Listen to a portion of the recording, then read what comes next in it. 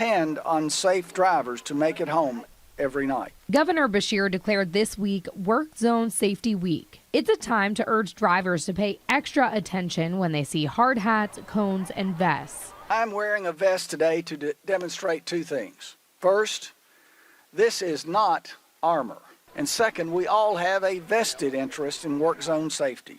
Jim Gray, the Kentucky Transportation Secretary, says in the first quarter of 2023, the Kentucky Transportation Cabinet awarded 194 new construction projects. That is on top of the hundreds of other projects already underway or about to start. Gray says the Transportation Cabinet is always working toward safer roads and work zones. Some ways, he says, include regular safety training for employees and the use of special equipment like portable rumble strips and new orange barrels in the work zones.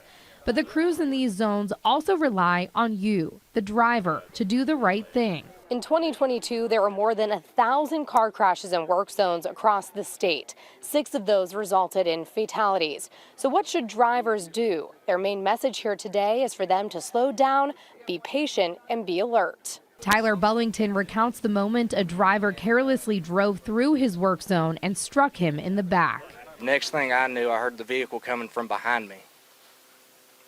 Before I could ever move out of the way, he had done struck me. Bullington says he spent countless hours in recovery, but he's thankful to be alive. We ask for people, slow down, put the phone down, pay attention to what's in front of you, and you could save a life. Kentucky State Police Captain Paul Blanton says they too are stepping up to keep work crews and motorists safe. You will see an increased presence by KSP and local law enforcement in and around work zones across Kentucky. Mariah Congedo, WKYT.